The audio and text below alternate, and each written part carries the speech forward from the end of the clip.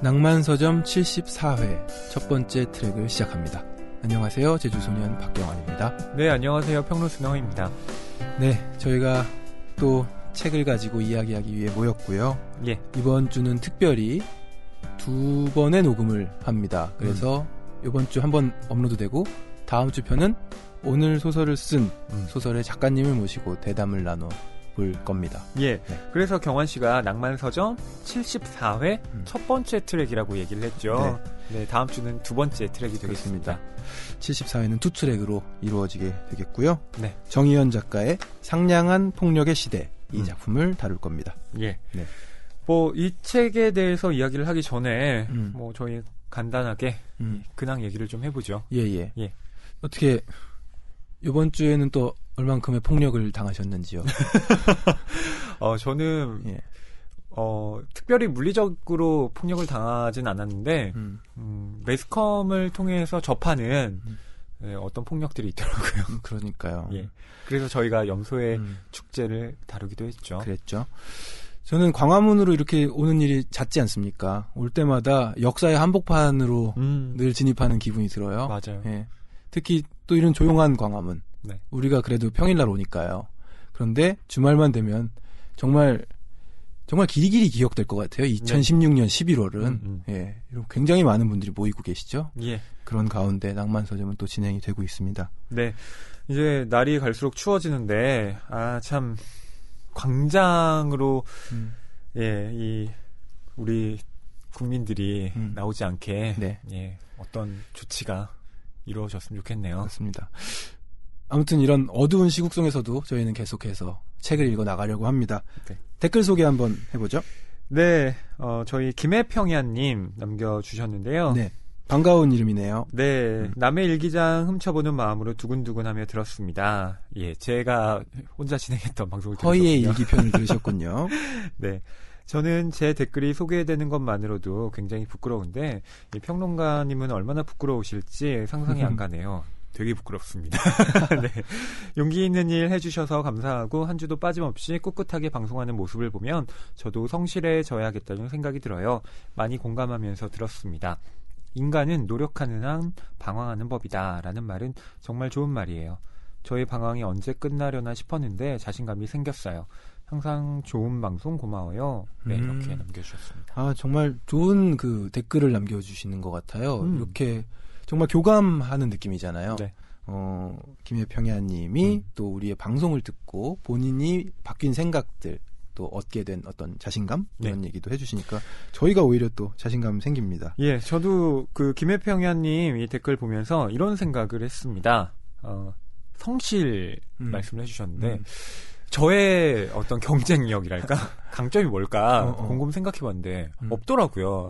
근데 왜 마음의 소리라는 그 웹툰 연재하는 조석 작가가 있잖아요. 근데 그분이 정말 오랫동안 연재를 하면서 그 절대 휴재를 하지 않았습니다. 예. 그걸 보면서 이제 사람들이 조석의 마음의 소리는 우리가 의리와 끈기를 보는 거다.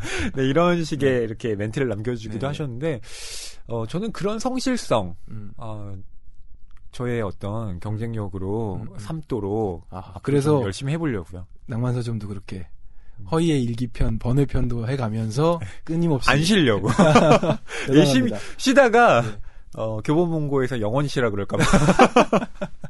예. 네. 조심해야죠. 네. 네. 낭만 속의 그대님입니다. 번외편 평론가님의 이야기 잘 들었습니다. 오늘 11월 26일 허이 평론가님 생일 맞죠? 생신 축하드려요 하셨네요. 네, 감사합니다. 생일이셨군요. 예, 근데 생신이라는 말은 너무 네. 참 부담스럽고요. 저희 아내랑 날짜가 똑같으세요. 그래요. 생일 날짜가. 아이고. 사수자리. 예. 맞아요. 그렇군요. 야, 네, 낭만 속의 그대님 어떻게 저희 생일도 기억해 주시고 감사드리고요. 네, 그리고 살설솔술님 조용히 평론가님의 목소리 듣는 것도 좋네요. 대화의 재미도 있지만 가만히 혼자의 이야기를 듣는 재미도 쏠쏠합니다. 정말 오랜만에 댓글 다는데 꾸준히 잘 듣고 있습니다. 가끔씩은 평론가님만의 시간도 기대해봅니다. 라고 하셨는데요. 네네. 저는 이 가끔은 저의 시간을 기대하신다고 했는데 당연히 이 말 속에는 경환 씨의 시간도 포함되어 있지 않나 아, 그래요? 저는 그냥 제가 조금 쉬엄쉬엄 나와도 되겠다는 아닙니다. 그런 신호로 경환 씨도 이렇게 번갈아 가면서 하셔야죠. 경환의 일기. 아, 그런가요? 네. 예, 분발하겠습니다. 네. 자, 그리고 낭만서점 일꾼님이 염소의 축제 다룬다고 올려주셨고요. 염소의 축제는 아마 녹음일인 오늘 업로드 됐던 것 같습니다. 예. 예, 많은 관심 부탁드리고요. 예. 또 하나 소식 전해드립니다. 12월 16일 오후 2시 낭만서점을 아끼고 사랑하는 분들을 낭만서점 스튜디오, 바로 이곳이죠. 이곳으로 초대합니다. 이 연말에 딱 10분에게만 드리는 작은 선물이에요. 네. 네. 낭만서점 공개방송에 참여하고 싶으신 분들은 참여 인원과 참여하고자 하는 이유, 연락처, 낭만서점에 전하고 싶은 이야기 등을 메일로 보내주세요. 북뉴스@교보북.co.kr 입니다. 예, 저희 따뜻한 커피와 또 저희가 준비한 소정의 선물을 드릴 예정입니다. 네네. 예, 많은 관심과 참여 부탁드리고요. 네. 또 선정된 분들께는 12월 12일까지 개별 연락드리도록 하겠습니다. 네. 저희가 지금 녹음하고 있는 이 스튜디오 안에서 도란도란 이야기도 나누고 뭐 그날 선정한 책도 읽고 낭독하고 하는 시간 갖겠지만 여러분들이 와 계시니까 여러분들의 목소리도 조금 들어볼 수 있지 않을까 싶고요. 기대가 됩니다. 예, 무엇보다 저희 스튜디오가 리모델링을 해서 이제는 자랑스럽게 모실 수 있다. 춥지 않거든요. 네. 다만 평일날 낮 2시라는 점이 조금 그렇긴 한데요. 시간이 괜찮으신 분들은 많이 응모해 주시기 바랍니다. 책이 가득한 소설을 사랑하는 책방, 이곳은 낭만서점입니다.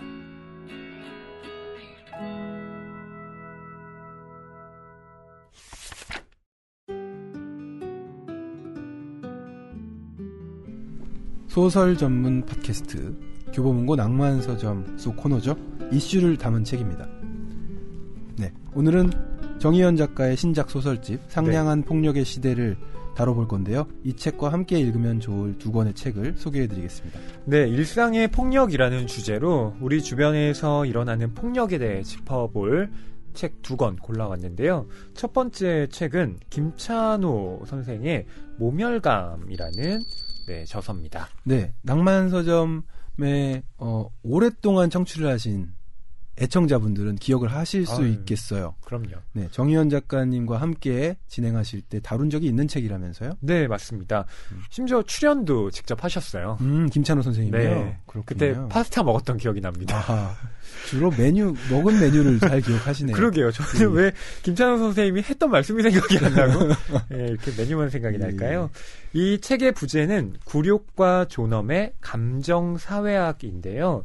이 모멸감이라는 주제를 키워드로 삼아서 한국 사회의 다양한 현상을 조명을 하면서 이 한국인들의 삶, 마음을 조명한 책입니다. 예.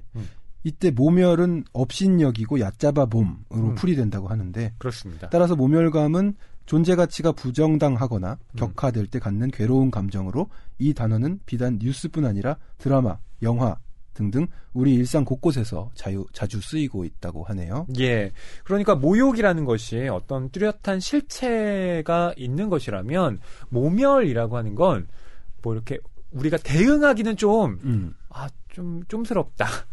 네, 이런데 기분은 확 상하는. 이미 지나갔어. 네.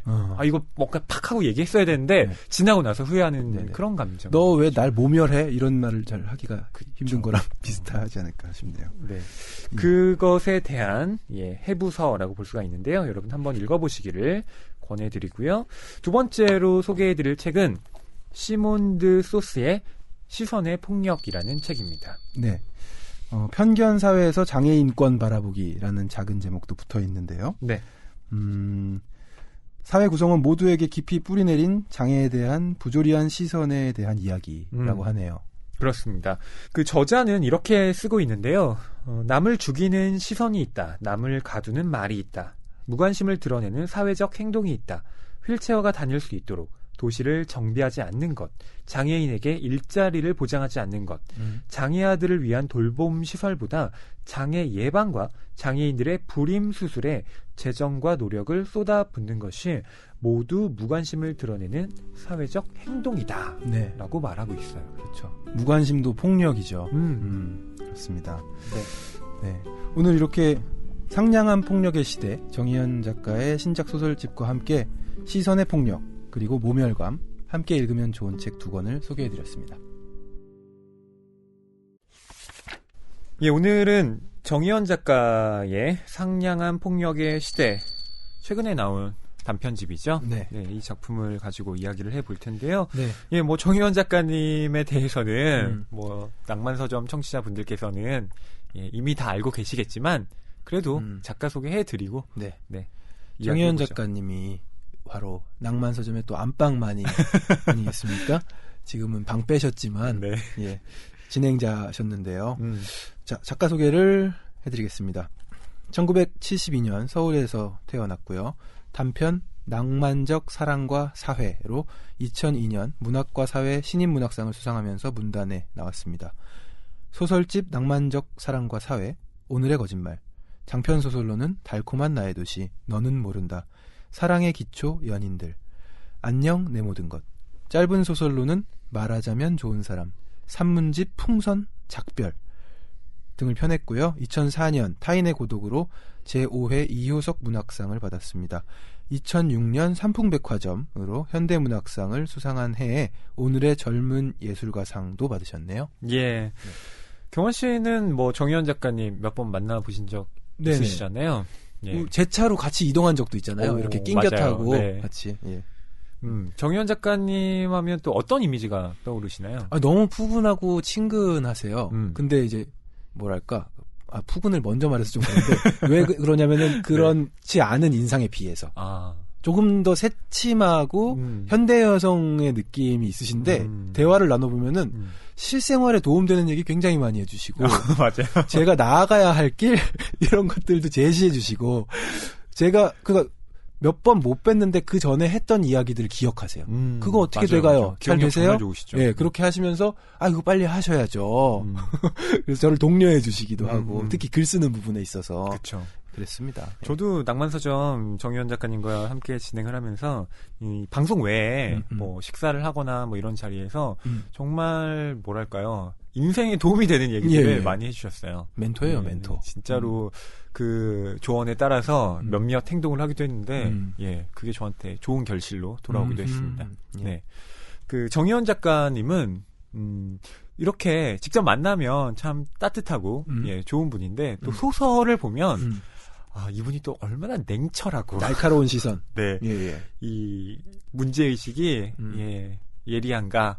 예. 우리가 작품을 통해서 또 알 수가 있죠. 네네. 네. 그러니까 그 문제의식이라는 거는 문제가 일어나고 있으니까 사회 안에서 느끼기 마련인데 작품에 녹여내는 센스라는 게 정말 굉장하구나. 이번 소설집 읽으면서 느꼈습니다. 그러니까 저는 정희연 작가님의 이런 작품이 저한테 왜 공감이 되고 울림을 주는가를 좀 곰곰 따져보면 정희연 작가님은 기본적으로 사회학적인 시선이 작품 안에 짙게 깔려 있어요. 혹시 사회학과 나오셨어요? 정치외교학 전공하셨고요. 예, 대학원에서는 여성학 공부하셨습니다. 그렇군요. 예, 그래서 사회과학도의 이 냉철함, 이 시선이 분명히 있더라고요. 그러니까 그게 저한테는 어떤 다른 소설가들이 그렇지 않다는 얘기가 아니라 다른 작가들에 비해서 유독 그런 부분이 저한테는 두드러져 장점으로 보였고요. 어떤 문제의 그 이면을 여러 방향으로 보여주면서 또 문학적인 표현이라고 하죠, 흔히. 그런 것들을 정말 잘 쓰시는 그런 작가라는 생각이 듭니다. 요즘 서점 가시면 이 상냥한 폭력의 시대 매대에 많이 올려져 있는 걸 보실 텐데요. 뭐 인터넷 서점에 뭐 이렇게 베스트셀러 순위를 봐도 상냥한 폭력의 시대가 순위권 안에 계속 올라가 있더라고요. 참 반가웠는데 상냥한 폭력의 시대에 대해선 제가 정희연 작가님이 직접 쓴 이 작가의 말을 읽는 것으로 좀 대신해 볼까 합니다. 세 번째 소설집을 묶는다. 9년 만이다. 단편을 쓰지 못하던 긴 시간들이 거기 포함되어 있다. 다른 것을 쓰고 있어도 단편을 못 쓰는 동안에는 불안하고 막막했다. 그것을 지나왔다. 지금은. 여기 7편의 단편이 모여 있다. 그러니 이 책은 그 지나왔음에 대한, 내가 어디론가 움직이고 있었음에 대한 작은 증거다. 동시대인의 보폭으로 걷겠다는 마음만은 변한 적이 없다. 이제는 친절하고 상냥한 표정으로 상처를 주고받는 사람들의 시대인 것만 같다. 예의 바른 악수를 위해 손을 잡았다 놓으면 손바닥이 칼날에 쓱 베어 있다. 상처의 모양을 물끄러미 들여다보다가 누구든 자신의 칼을 생각하게 된다. 그런 시대에 살아가는 나와 빼닮은 그들을 이해하려 노력할 수밖에 없다. 쓸 수밖에 없다. 소설로 세계를 배웠으므로 나의 도구는 오직 그뿐이다. 네. 그렇군요. 예. 많은 정보가 담겨 있고 또 작가님이 어떤 생각을 했는지 예, 여기에 새겨져 있는데요. 우선 이 상냥한 폭력의 시대는 정희연 작가님의 세 번째 소설집입니다. 예, 낭만적 사랑과 사회가 첫 번째, 두 번째가 오늘의 거짓말, 그리고 세 번째가 상냥한 폭력의 시대죠. 예. 예. 참 제목 잘 지으시는 것 같아요. 그렇죠. 상냥한 폭력의 시대. 착착 감기기도 하고 이 시대를 한번 생각해 보게끔도 하고 또 한 번 더 생각했을 때 여기 들어있는 깊은 의미 좀 와닿기도 하고요. 맞습니다. 네. 그리고 저는 무엇보다 동시대인의 보폭으로 걷겠다는 마음 이건 변한 적이 없다라고 쓴 구절이 인상적이더라고요. 동시대인의 보폭. 동시대인의 보폭으로 걷겠다. 조금 쉽게 풀면은 어떤 얘기일까요? 그러니까 동시대인의 보폭이라는 건 예, 비유죠. 근데 조금 더 풀어서 말씀을 드린다면 지금 현재 일어나고 있는 그리고 우리가 고민하고 있는 문제들의 정희연 작가님의 관심의 어떤 초점이 맞춰져 있다는 거죠. 그러니까 무슨 형이상학적인 거나 네, 먼 미래의 이야기가 아니라 지금 우리가 일어나고 있는 당면한 이 과제들에 대해서 이 소설가로서 쓸 수 있는 걸 내가 써보겠다라고 하는 의지를 예, 담은 그런 문장이 아닌가 싶습니다. 그렇군요. 예. 근데 저는 이것이 그렇기 때문에 뭐 이 시대가 지나면 의미가 없다. 이렇게 읽힐 수 있는 구절은 아니라고 생각해요. 그렇죠. 이 시대가 지나면 더 의미를 갖게 되는 거 아닐까요? 이 시대를 대변했던 어떤 문학으로서. 그리고 우리가 생각하는 좋은 문학이라고 할 때는 언제나 동시대성을 담고 있습니다. 그러니까 그 시대에 특출나게 이렇게 불거져 나왔던 어떤 부분들을 건드리는데요. 근데 그것이 단순히 시간이 지났다고 해서 유효기간이 끝난 게 아니라 그렇게 특정 시대에 불거져 나온 문제들은 언제나 역사적으로 반복될 수밖에 없는 그러니까 뭐 똑같이 반복되는 게 아니라 얼굴을 달리하면서 드러나는데 그럴 때 우리는 예전에 그 작품을 보고 이거 되게 지금 우리 얘기 같다라고 느끼게 되죠. 그러니까 잘 쓴 동시대성을 담고 있는 작품은 시간이 지나도 언제나 유효한 예, 그런 의미를 가진다고 볼 수 있습니다. 네, 기대가 됩니다. 아직 작품에 들어가지도 않았는데요. 저는 재밌게 읽기도 했고 많은 분들도 재밌게 읽으셨을 것 같아요. 네, 이제는 친절하고 상냥한 표정으로 상처를 주고받는 사람들의 시대인 것만 같다라고 정희연 작가님이 썼는데요. 경환 씨는 이 문장에 대해서 어떻게 생각을 하세요? 그러니까 이거는 포착력인 것 같아요. 정말 공감을 할 수밖에 없는 이 시대에 대한 느낌인데 이렇게 상냥한 폭력의 시대다라고 워딩을 포착한 그 능력이 일단 감탄스럽고요. 정말 공감 갑니다. 상냥한 표정으로 서로 폭력을 주고받죠. 그렇죠. 네. 그러니까 이게 예전의 시대, 그러니까 과거에는 보다 직접적이었잖아요. 이 폭력이 작동하는 방식이. 뭐 가족 관계를 만약 예로 든다면 뭐 이런 거잖아요. 그 남편이 집에 들어와서 이 자식한테 너 이렇게 공부를 안 해? 이러면서 소리를 지른다던가 네, 이런 식의 반응이었다면 요즘에는 이런 거죠. 너 공부 열심히 안 하면 너 용돈 줄여버린다? 아주 이렇게 상냥하게 뭘 이렇게 협박을 하는 거죠. 그러니까 사실상 요구하는 건 똑같잖아요. 너 공부 열심히 해라. 공부해라. 라고 요구하는 건 같은데 그것이 보다 직접적으로 그러니까 날 것 그대로 드러났냐 아니면 하나의 가면을 거쳐서 그 사람에게 전달되느냐 그 폭력의 본질은 같다는 거죠. 네네. 그러니까 주고받는 대화 가운데서도 뭐 여기서도 부동산 문제를 다룬 이제 소설 있는데 서랍 속의 집. 뭐 그냥 그냥 평범한 대화 속에서 움찔하게 되는 순간들. 월세 사시나 봐요. 이렇게 주고받게 될 때. 은연중에 어떤 가치관이 드러나고 또 폭력성이 드러나는 네, 그런 상황들. 그러니까 뭐 우리나라에서는 또 그런 거 있잖아요. 사는 지역에 따라서 그 사람을 좀 평가하는 것도 있고요. 어느 대학을 나왔느냐. 맞아요. SNS에서 그런 거 본 적 있어요. 네. 누가 소개팅을 해주려고 그랬는데 그 여자 어디 살아? 난 강남 아니면 좀 이랬다는 거예요. 상냥한 폭력인지 뭐 무식한 폭력인지 모르겠는데 않네요. 네, 이상하죠? 네, 그냥 폭력이네. 네네. 네. 그런 일들도 있다고 합니다. 그러니까 이 상냥한 폭력이라고 할 때는 어쨌든 우리가 나는 좋은 사람임을 드러내고 싶지만 사실은 좋은 사람이 아니기 때문에 가하게 되는 네, 그러한 그 어떤 폭력, 예. 힘이라고 할 수가 있는데요. 그것과 관련된 작품들이 네, 이 소설집에 7편이 실려 있습니다. 그렇습니다. 저희가 그 중에서 2편을 골라서 오늘은 이야기를 해보려고 합니다. 네. 먼저 처음으로 다룰 짧은 소설은요. 미스 조와 거북이와 나인데요. 이 소설이 상냥한 폭력의 시대 이 소설집의 가장 앞에 있죠. 네. 뭐 저는 항상 그 책을 읽을 때 배치를 보거든요. 뭐 시집을 볼 때도 마찬가지인데 가장 앞에 실려 있는 게 뭘까? 궁금해요. 네, 앨범도 1번 트랙이 중요하거든요. 아, 그렇죠. 가장 그 창작자들이 신경 쓰지 않나요? 앞에 뭘 배치하느냐에 따라서 그 앨범의 성격이 많이 규정되기도 하고 요즘에 특히 그렇죠. 네. 워낙에 스트리밍이라 그쵸.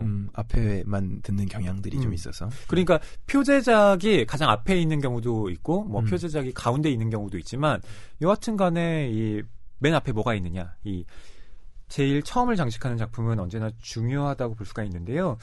이 미스조와 거북이와 나 제목에서 알 수 있듯이 네, 뭐 새 인물이라고 해야 될까요? 예. 미스조와 나는 인물인데 거북이. 네. 예. 미스조, 거북이, 나. 예, 일단 3명의 등장인물로 만들어진 이름입니다. 예, 제목입니다. 줄거리를 간단하게 말씀드리도록 할게요. 내가 나오는데요. 이 나의 이름은 안희준입니다. 그리고 미스조라고 불리는 이 여사의 이름은 조은자인데요. 나와 이 미스조의 관계를 어떻게 설명하면 좋을지 좀 난감하긴 한데 소설 속의 구절을 빌려서 좀 말해보겠습니다. 미스조, 조은자 씨는 아버지의 옛 애인이었다. 정확히 말하자면 그와 같이 살았던 여자들 중 하나였다. 그런데 어쩌다 보니 우리는 몇 해 전부터 알고 지내는 사이가 되었다. 알고 지내는 사이라는 말이 딱 적당한 그런 관계다. 아버지의 여자였던 아주머니와 그런 사이가 되는 것이 가능한가? 라고 묻는다면 나도 몰랐는데 이 세상에는 꽤나 다양한 종류의 인간관계가 있는 법이더라고 대답할 수밖에 없을 것이다. 벌써부터 구성이 독특합니다. 네. 네. 등장인물 간의 관계가요. 미스조라는 인물은 주인공 남자의 돌아가신 아버지와 함께 살았던 여인들 중 하나인 그렇습니다. 것입니다. 예. 그러던 어느 날 이 나는 미스조의 부고를 접하게 됩니다. 예. 그러면서 얼떨결에 상주 노릇을 하며 미스조의 장례를 치르게 되고요. 또 그녀가 기르던 바위라는 이름을 가진 거북이를 데리고 와서 키우게 됩니다. 이렇게 얽힌 미스조와 거북이와 나에 대한 이야기 지금부터 해보도록 하죠. 네. 일단 주인공 남자 이 나는요 노인들을 위한 고품격 주거 커뮤니티에서 일을 하는 사람이에요. 예. 이런 데가 있습니까? 전 잘 몰랐네요. 뭐 좀 쉽게 풀어서 얘기하자면 소설에는 이렇게 나오는데요. 부자 노인들을 위한 양로원이라고 불리는 곳이라고 그렇군요. 네, 예, 쓰여 그런 있죠. 데가 있구나. 예. 그래서 그러니까 뭐 실버타운이라고 해야 될까요? 네, 있죠. 네네. 깐깐한 노인도 좀 있고, 네. 예. 계속 뭐 이렇게 좀 떠밀리듯이 출근하고 있는 모습들 좀 나옵니다. 네. 이 나라는 안희준이라는 인물이 뭐 본인의 삶에 대해서 이렇게 서술하고 있는데요. 나는 그럭저럭 살아간다. 이런 시대에 이렇게 살아갈 수 있다는 것만으로도 나쁘지 않다고 생각한다. 최악을 모면하며 살아가는 것을 그럭저럭이라고 부를 수 있다면 말이다. 네. 그러니까요. 그럭저럭 살아간다. 경화 씨는 이 그럭저럭 살아간다라는 표현에 대해서 어떻게 생각하세요? 열심히 살아간다도 아니고, 뭐 내가 행복하게 살아간다는 것도 아니고, 나는 그럭저럭 살아간다. 근데 사실 사람들이랑 만나서 근황을 주고받고 안부를 얘기할 때 저도 사실 좀 많이 하는 얘기인 것 같긴 해요. 잘 지내? 그러면 뭐 그럭저럭 그냥 뭐 이렇게 대답을 하잖아요. 그냥 뭐 네. 진짜 많이 쓰죠. 네, 많이 쓰는 말이긴 한데 이 소설에서 이 주인공이 이렇게 사용을 하니까 훨씬 약간 좀 더 염세적으로 느껴졌어요. 저는 이 정도는 아닌데 대답은 그렇게 하지만 저는 그래도 열심히 사는 편이긴 한 것 같아요. 그래도 희망을 갖고 뭘 해야지 이런. 근데 그런 부푼 계획 같은 걸 어떻게 지내라고 물어봤을 때 다 늘어놓을 수가 없기 때문에 그쵸. 그럭저럭이라고 대답을 하고 넘어가는 거죠. 예. 그러니까 그 그럭저럭이라는 말 안에는 뭐 가끔은 좋은 일도 있고 대다수는 힘들고 지친 일들이 많고 네, 이런 것들을 종합해서 우리는 그럭저럭이라고 하는 게 아닌가 싶은데요. 이 주인공인 나의 경우에는 최악을 모면하며 살아간다면 그럭저럭이라고 부를 수 있을 것 같다라고 표현을 해요. 이런 말이 생각나네요. 요즘 같은 시대에 빚만 안 지면 부자다. 그쵸. 최악을 모면하며 살아가는 것. 빚만 안 지면 부자다. 네네. 근데 하기야 정말 빚을 안 갖고 살 수가 없는 시대잖아요. 그러니까요. 예, 뭐 대학을 들어가는 대부분의 사람들은 학자금 대출이라는 걸 받을 수밖에 없고요. 졸업하면 졸업장과 빚을 얻게 되죠. 빚을 갖고 동시에 예. 예, 빛나는 졸업장과 빛나는 빚을 이렇게 함께 얻는. 예. 네. 빚내서 빛나는 졸업장을 얻는 거군요. 그렇죠. 예. 그리고 뭐 취직과 동시에 그거를 정말 절묘하게 알아내서 바로 월급들은 바로 그 통장으로 이렇게 빠져나간다고. 네. 예. 무섭습니다. 네. 참 근데 저는 요즘 시대에 이렇게 나처럼 생각하는 사람들, 그러니까 안희준처럼 생각하는 사람들이 상당히 많을 것 같아요. 네. 이게 그렇게 보기 힘든 모습이 아니잖아요. 너무나도 친근한 모습이에요. 아니 저만 해도 이렇게 생각하고요. 또 제 주변의 지인들도 이런 식의 마인드를 갖고 있는 것 같습니다. 네. 이 나라는 인물은요, 샥샥이라는 이름의 고양이 인형에 애착을 갖습니다. 네. 그렇죠. 소설에서는 인물의 이름이 언급되진 않는데 제 생각에는 낸실행을 가리키는 것 같아요. TV에서도 그렇게 어깨에다가 고양이 인형 달고 다니는 여자가 나오더라 이런 얘기 나오거든요. 낸실행 씨를 가리키는 듯한 이 아티스트가 고양이 인형을 어깨에 올리고 다니는 걸 보는데 그 모습을 보고 나는 이런 생각을 하게 됩니다. 사실 텔레비전에서 그 모습을 본 것은 나에게 일종의 코페르니쿠스적 전환의 순간이었다. 고양이 털 알레르기도, 사료비도, 낮에 혼자 남겨질 동물의 외로움도 걱정할 필요 없이 고양이를 곁에 둘 수 있는 것이다. 나는 즉시 이베이를 싹싹 뒤져 샥샥을 발견했다. 방글라데시의 수도 다카 변두리의 봉제 공장에서 만들어진 샥샥은 그렇게 우리 집으로 오게 됐다. 네. 덕이네요, 덕. 덕. 그래, 덕질을 하네요, 약간의. 덕이라기보다는요, 이게 만약에 어떤 그런, 오타쿠적인 것으로 가려면, 고양이 인형을 굉장히 많이 수집해야죠. 예, 뭐, 페르시아 고양이 인형, 뭐. 하긴, 네. 그 정도 해야 덕이죠. 예, 뭐 이런 식으로 고양이 인형만 수집하면 이건 오타쿠라고 볼 수가 있는데, 그렇지 않습니다. 그냥 고양이를 키우고 싶은데, 실제 고양이를 키우면 너무 많이 내가 어떤 감정의 소비, 예, 노동의 소비를 해야 되는 거예요. 그게 싫었던 나는 대신에 인형을 사는 겁니다.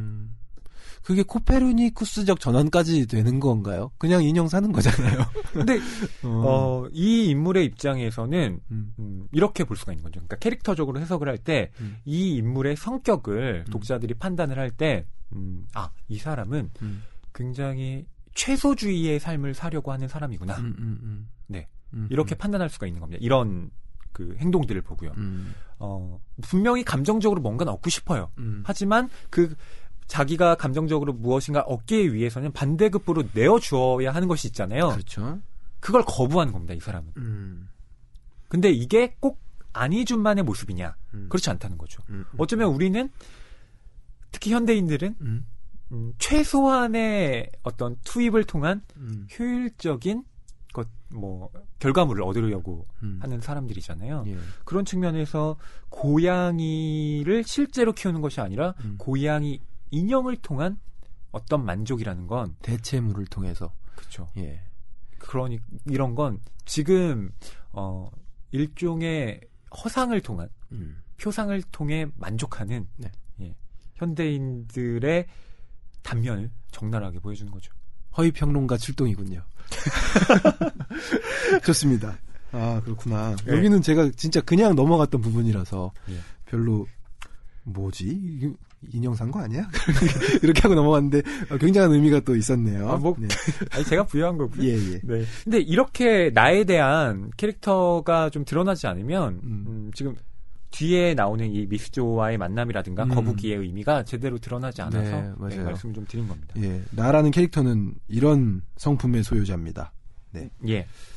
자, 두 번째는 미스조에 대해서 이야기를 해야 되겠죠. 예. 요즘에는 근데 이 미스조라는 표현이 뮤지션들로 인해서 DJ DOC. 네. 예. 한번 이렇게 DJ DOC가 실검에도 올라와 있고 광화문 집회에도 참가하려다 하지 못했다는 뉴스를 봤는데 저는 잘 내막을 몰랐는데 알고 보니 미스 박이 들어가는 그 단어가 네. 좀 문제가 돼서 공연이 취소됐다고 하더군요. 예. 그래서 저는 좀 가만히 생각해야 됐었습니다. 이게 전말이 어떻게 된 건지 잘 모르겠어가지고 듣고 보니 그런 것도 같더라고요. 예. 여성 단체에서 조금 안 좋게 이제 거부를 했던 거죠. 예. 그러니까 좀 이상하잖아요. 우리가 보통 그 결혼 안 한 남성들에 대해서 미스터 조, 미스터 박 이런 식으로 얘기 잘 안 하잖아요. 결혼을 했건 안 했건 다 미스터니까. 그렇죠. 근데 아니 그럴 뿐더러 그런 그 용어 자체를 잘 사용하지 않잖아요. 서양도 아니고 한국에서. 근데 이상하게 그 한국에서는 이 젊은 여성들을 가리킬 때 특히나 이 미스라는 표현을 앞에 붙입니다. 예. 근데 이게 정말 정말 그 여성을 가리키기 위해서 한다기보다는 약간의 미스라는 단어가 붙는 것 자체가 조금은 성차별적인 발상일 수밖에 없다는 지적이죠. 그렇죠. 왜 남자들한테는 붙이지 않고 예, 여성들에게만 그렇게 차별적인 언사로 붙이면 예. 특히나 이런 거잖아요. 어이 미스조. 이거 똑바로 못해? 이런 식의 그 드라마에서 익숙하게 보이는 미스조 커피나 한 잔? 이런 식의 뉘앙스로 난 설탕 빼고 이런 거 쓰인단 말이죠. 그러니까 이러한 어떤 표현 자체가 어떻게 보면 지양해야 된다. 옳지 않을 수 있다는 거죠. 저 예전에 영어 막 배울 때 중학교 때 그런 거 배운 것 같아요. 미스와 미세스라는 표현이 있잖아요. 예. 미세스가 결혼한 여자를 네. 나타내는데 이게 옳지 않다 해서 그냥 미즈라는 표현을 만들었는데 이걸 안 쓰더라. 왜냐면은 미세스인 여성들이 쓰고자 할지는 몰라도 미스인 여자들이 일부러 쓰지는 않더라. 그래서 있는 둥 생기는 둥 마는 둥 하다가 잘 안 쓰는 표현이 됐다. 이런 얘기를 들은 적은 있거든요. 예. 그냥 저는 좋으면 그냥 조라고 부르면 되지. 네. 허면 허라고 부르면 되지. 네. 그 앞에 이런 식으로 그것도 웃기죠. 여성만 왜 결혼하고 안 하고를 따지며 남성은 그것과 무관하게 미스터를 붙이느냐. 이것도 애초에 그 용어 자체가 만들어진 어떤 차별성을 띠고 있는데요. 여하튼 근데 이 작품에 나오는 미스조는요. 의미가 나름대로 부여된 그 명칭입니다. 왜냐하면 그 줄거리 소개에서 말씀드렸지만 이 조은자 씨는 안희준의 아버지와 한동안 살았던 사람입니다. 그렇죠. 근데 정식으로 결혼한 건 아니에요. 네. 예. 사귀는 사이.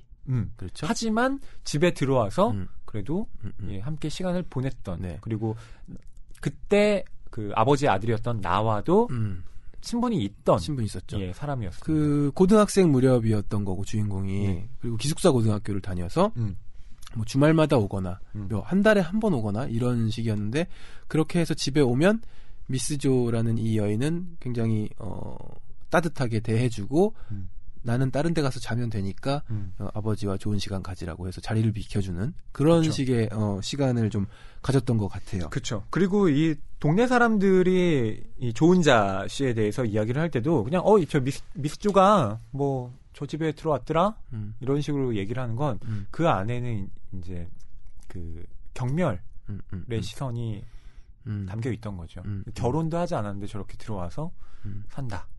이런 식의 그 비하의 뉘앙스도 사실은 여기에 깔려 있는 겁니다. 예. 그래서 그 작가가 일부러 이러한 용어를 택해서 쓰고 있는 건데요. 근데 이 조은자 씨가 나한테 아주 오랜만에, 그러니까 이 오랜만이라고 하는 건 정말 수십 년의 세월이 흐른 다음에 예, 연락을 하게 돼요. 예. 근데 그 연락의 그 방법이 독특합니다. SNS를 통해서 쪽지가 오는 거죠? 페이스북이에요? 페이스북. 또 이렇게, 이게 편견일 수 있는데, 보통 어르신들은 이런 SNS에 잘 익숙하지 않다. 네. 뭐 이렇게 생각들을 하는데, 이 조은자 씨는 그렇지 않습니다. 네. 그냥, 내가 이렇게 너 찾아보니까 나오더라. 연락했다. 예. 네, 이런 거죠. 그렇습니다. 그러니까 시간적으로 한 20여 년 정도의 세월이 흐른 뒤에 네. 다시 만난 걸로 볼 수 있는 것 같아요. 고등학교 시절쯤 해서 아버지와 이렇게 관계가 있었던 미스조. 그리고 다시 찾았을 때는 주인공 남자가 한 40이니까요. 네. 그렇죠? 그렇습니다. 네, 그러면 저희가 나와 이 조은자 씨가 만나게 되는 그 상황을 설명한 부분 읽어드리도록 하겠습니다.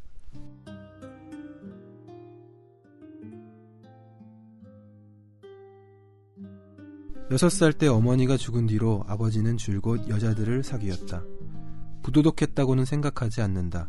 그는 합법적인 독신남이었으며 여자에게 눈이 멀어 자식을 내팽개치거나 하지도 않았으니까.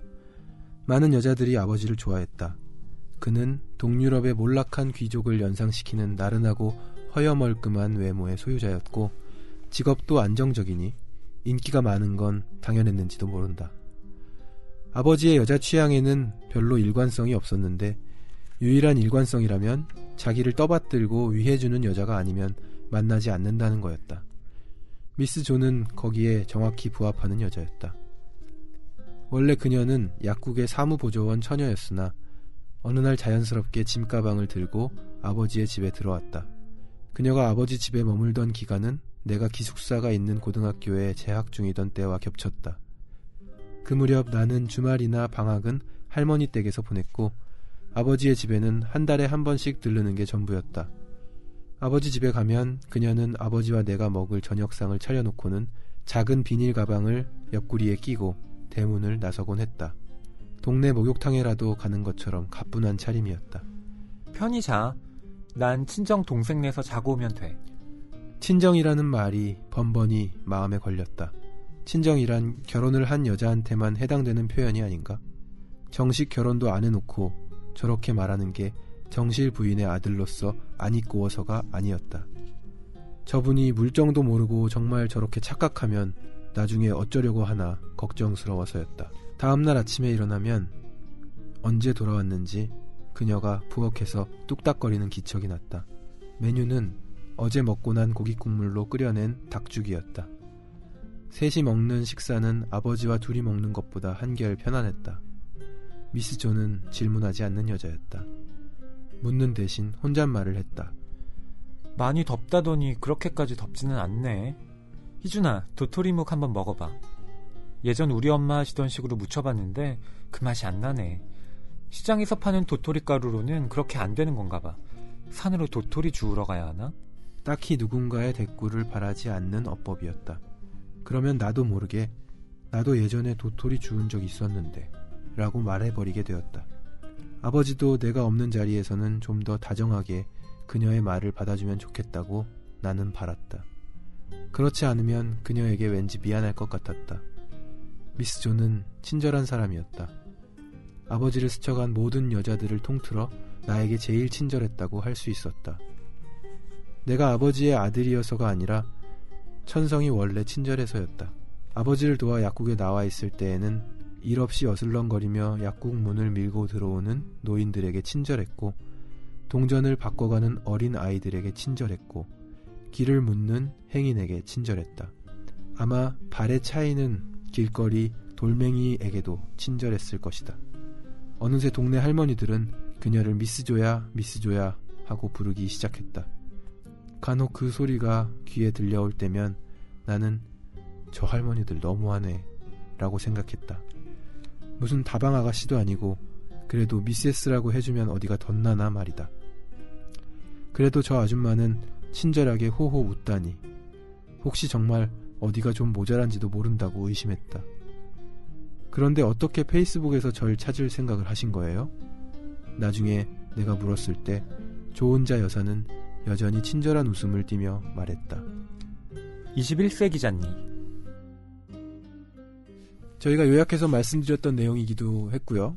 이 소설에서 상황을 많이 설명해 줄 수 있는 부분들 읽어드린 것 같습니다. 예, 아버지가 약국을 운영하죠. 네. 그리고 이 조은자 씨는 그 약국의 사무보조를 보던 네. 예, 사람이었고요. 네. 그러다가 어느 순간 예, 아버지와 함께 살게 된 네, 그런 사람입니다. 네. 어머니는 일찍 돌아가셨고요. 네. 근데 이 조은자 씨를 미스 조라고 부른 건 동네의 할머니들이에요. 예. 그러니까 미스 조야라고 할 때는 예, 이 할머니들 다 알면서 네, 이렇게 부르는 거죠. 그러니까. 네, 둘이 같이 살고 있는 거 아는데 네, 너 처녀인데 결혼도 안 한 상태로 저 남자 집에 있는 거지? 네. 요런 그 뉘앙스가 깔려 있는 겁니다. 뭐 세댁 뭐 이런 쪽은 없었나? 그렇게 그러게요. 부르면 좋았을 네. 텐데. 그렇죠? 예. 아가 많잖아요. 아니 뭐 그냥 이름 뭐 은자야 이렇게 네네. 불러도 될 텐데. 그렇죠. 그렇죠. 그래도 뭐 굉장히 사람이 좋았던 것 같아요. 예. 조은자 씨가 계속 지내다 보니까 사람들에게 친절하고 말이죠. 네. 저는 이때의 친절이라는 것도 글쎄요. 뭐 조은자 씨의 성격 자체가 그렇다라고 얘기를 할 수도 있겠지만 전 이게 조은자 씨의 생존 방식이었다고 생각해요. 그렇지 않으면 살아남을 수가 없었던 거죠. 원래 친절해야 되는 사람들은 대체로 약자들이 많습니다. 친절해야 하는 위치에 있었다라고 네. 보는군요. 예. 권력의 위계 관계를 보면 정확하게 드러나죠. 상관이 나한테 친절할 필요는 없는 거예요. 그건 해도 그만 안 해도 그만이죠. 근데 저는 상관에 대해서 언제나 친절해야만 합니다. 네, 불변의 법칙이죠. 그렇군요. 네. 근데 조은자 씨는 뭐 여기에서 자세한 상황 설명이 나오진 않지만 뭐 이 당시 그러니까 옛날이잖아요. 네. 이미 그때 아마 이제 그 고향에서 뭐 올라와서 뭐 약국에서 사무보조를 하면서 좀 어렵게 생활을 해 나갔다는 게 소설 배경에 보이죠. 네. 그런 상황에서 아버지가 원했던 여성이라는 것도 그러니까 이 아버지도 사실은 폭력을 저지르고 있었다는 게 드러나죠. 그러니까 뭐 그게 진짜 뭐 그 무슨 폭행을 행사했다라는 게 아니라 자신의 명령에 복종한 고분고분한 네, 사람. 사람만 그 자기 집에 들였던 겁니다. 이걸 보면 그 안희준의 아버지라는 사람도 어떤 보이지 않는 폭력의 행사자라고 할 수도 있죠. 네. 그리고 계속해서 바뀌었다는 게 그쵸. 뭔가 이게 좀 문제가 있었던 게 아닌가 하는 의심을 갖게 되는 게 그냥 잘 좋은 분 만나서 재혼해서 잘 맞아요. 차별하셨으니까 그렇게 지내면 되는 건데 그러니까 그 안희준의 성격이라는 것도 잘 보면 최소주의의 삶이잖아요. 내가 무엇인가를 책임지지 않고 내가 아주 그 조금의 노력만 투입해서 뭔가를 얻겠다라고 하는 그런 삶의 태도들이 안희준의 아버지랑 똑같죠. 유전인가요? 유전이라기보다는 그냥 비슷하다고 네. 네, 제가 보기엔 아버지의 영향이 분명히 있는 것 같습니다. 그렇습니다.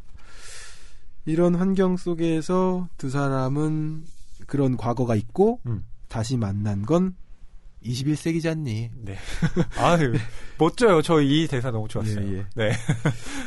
그런데 이제 왕래가 좀 있게 되자마자 갑자기 그 다음 페이지에서 조은자 여사의 부고 소식이 들려와요. 아, 맞아요. 깜짝 놀랐어요. 너무 빨라서. 이제 뭐 좀 만나서 뭐 좀 하시나 했는데. 예. 그게 이제 소설에서는 플롯이라고 하는 거죠. 예, 예. 네. 보통 스토리라고 하면 뭐 왕과 왕비가 있었다. 뭐 어느 날 왕비가 죽었다. 왕비의 죽음에 슬퍼한 왕도 죽었다. 이렇게 해서 끝나는 것이 스토리라면 플롯은 이제 그것들을 다른 시간의 배열로 바꿔놓는 겁니다. 네. 그러니까 먼저 그 왕의 죽음을 넣고요.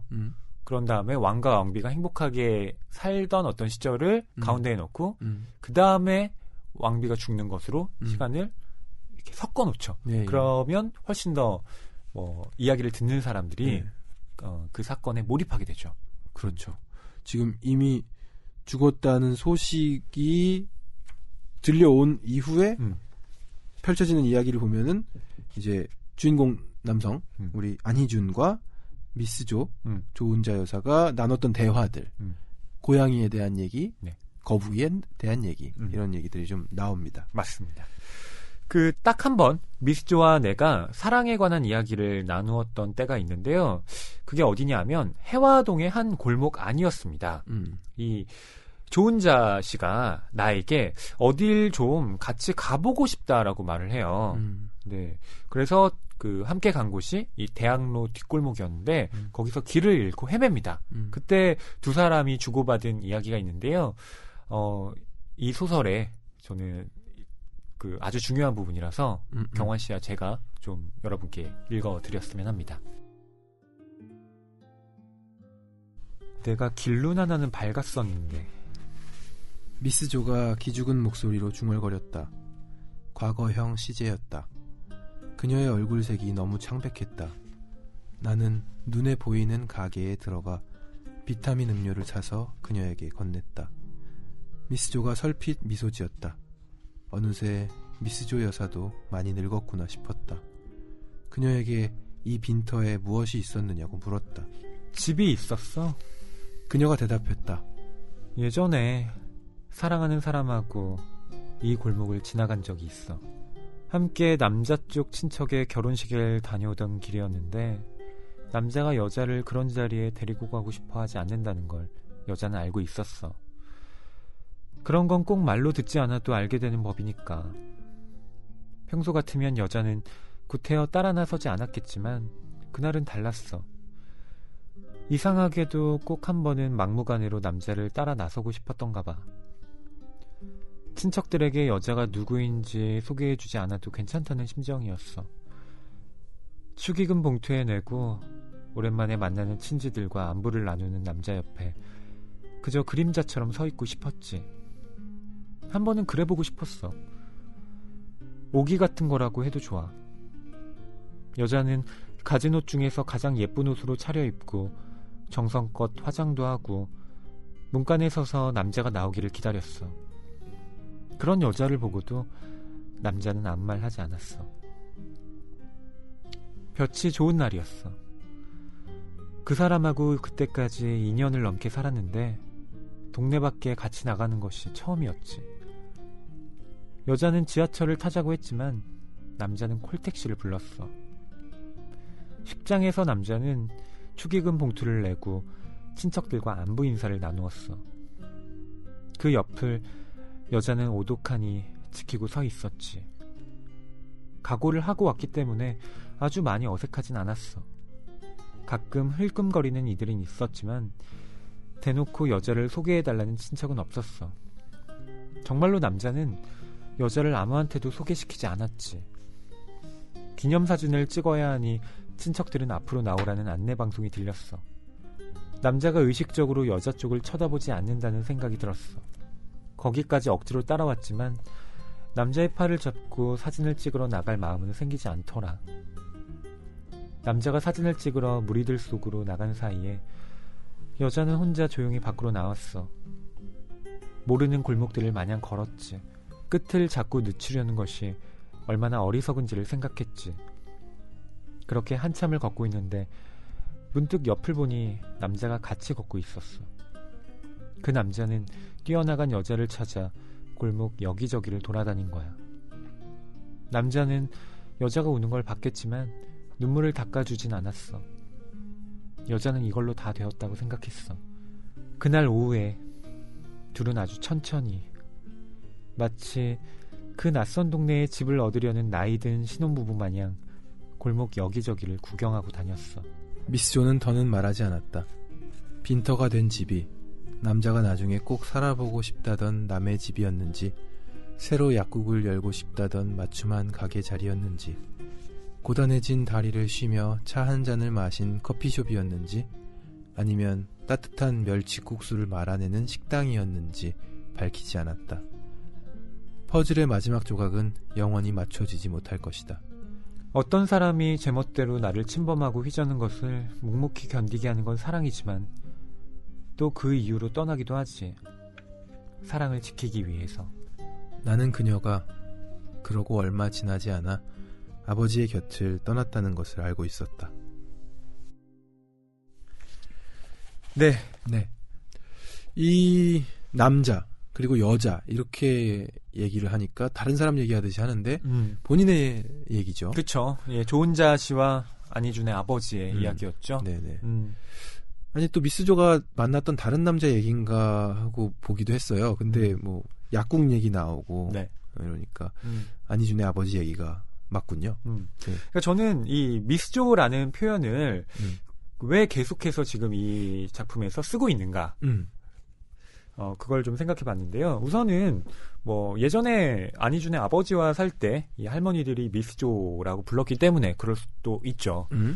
그러는 한편에 이 조은자는 그 이후에 아버지랑 헤어진 다음에도 혼자 살았던 겁니다. 예. 결혼하지 않았다라는 것을. 그러니까 그녀의 마음속에는 안희준의 아버지 한 사람만 있었다는 걸 미스조라는 이 표현으로 드러내고 있는 거죠. 마음 아프네요. 순정파예요. 그렇죠. 예. 그리고 아까도 잠깐 얘기를 했었나요? 우리가 시작하면서 아름다운 장면들을 그려내는 이 작가의 그 필치 그런 것들이 저는 여기였던 것 같아요. 멸치국수. 갑자기 너무 따뜻한 거야. 그래서 와 이런 게 또 이게 삽입이 돼 있구나 하면서 다른 게 아니라 그 멸치국수. 예, 멸치국수였어요. 고단해진 다리를 쉬며 차 한 잔을 마신 커피숍이었는지 아니면 따뜻한 멸치국수를 말하는 식당이었는지. 아니 뭐 그럴 수 있죠. 이렇게 해화동의 그 골목들 떠오르면서 장면들이 떠오르면서 마음 따뜻해지고 한켠으로는 마음 시려지기도 하는. 맞아요. 지금은 사라진. 공터잖아요. 네. 저는 이 조은자 씨의 마음을 또 이렇게 아프게 자꾸 보게 되더라고요. 여기 보면 조은자 씨는 어떻게든 따라간 거죠. 친척들 다 모이는 자리에 인정을 받고 싶은 거죠. 예쁘게 입고. 그러니까 내가 지금은 그냥 이 사람 집에서 함께 그냥 살고 있는 거지만 나 남자 친척들에게도 정식으로 인사드리고 나 법적으로도 뭔가 떳떳한 그 사람의 아내로서 다시 살고 싶다. 희준이랑도 내가 잘 지낼 수 있다. 표출한 건데 아버지는 들어주지 않았던 겁니다. 아버지 참 또 파헤쳐보고 싶은데 아버지에 대한 언급이 별로 없어서 파헤치기는 어렵고요. 그러니까 이 아버지야말로 정말 최소주의의 삶을 사는 사람이 있죠. 그러니까 그 최소주의라는 게 본인한테는 득될지도 몰라요. 이게 이건 상냥한 폭력이 아니라 뭐랄까 묵묵한 폭력이라고 해야 되나? 그렇죠. 맞아요. 묵묵한 폭력이라고 했는데, 근데 이건 정말 물리적인 폭력을 가하지 않았을 뿐이지. 그 얼마나 조은자 씨를 상처 입히는 행동들이었겠습니까? 만약 그렇지 않았다면 확실하게 말을 해주던가. 조은자 씨에게. 그렇죠. 우리는 여기까지다. 근데 그것도 아니에요. 그냥 네가 나한테 지쳐서 떠나가면 어쩔 수 없지만 그게 아니라면 그냥 뭐 네가 있던지 없던지 나는 상관하지 않겠다. 이런 태도인 거잖아요. 남자는 여자가 우는 걸 봤겠지만 눈물을 닦아주진 않았어. 그렇죠. 이런 장면이 있습니다. 그래서 저는 이 마지막에 조은자 씨가 얘기했던 어떤 사람이 제멋대로 나를 침범하고 휘저는 것을 묵묵히 견디게 하는 건 사랑이지만 또 그 이유로 떠나기도 하지. 사랑을 지키기 위해서. 네. 트위터에 올렸어요. 딱 들어가더라고요. 문장이. 딱인데요. 네. 근데 정말 맞는 것 같아요. 사랑하기 때문에 그 사람이 나를 이렇게 좀 침범하는 것, 예. 나를 혼란스럽게 하는 건 견딜 수 있죠. 견딜 수 있으나 하지만 네. 그것이 점점 더 훼손당하고 침범당하다 보면은 그 사랑마저 지킬 수 없는 시간이 찾아오기 때문에 이 간직하는 이 사랑을 지키기 위해서라도 떠나간다. 역설적이죠. 되겠죠. 그러고 나서 조은자 씨는 아버지를 떠납니다. 네. 이 소설의 제목이 미스조와 거북이와 나인데요. 나와 미스조 얘기는 했잖아요. 예. 이제 안한 하나의 그 동물을 예. 이야기해야죠. 예. 바로 거북입니다. 거북입니다. 네. 거북이는 이름이 바위예요. 네. 나이는 17세 5개월. 네.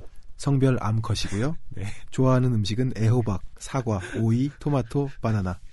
그 중에 애호박의 사료를 끼워 먹는 것을 가장 좋아함. 예. 이런 메모지가 있습니다. 네. 우리 미스조가 떠나면서 주인공 안희준에게 이 거북이를 남기죠. 네. 뭐 유산을 남기는 게 아니라 거북이는 꼭 희준이 줘라.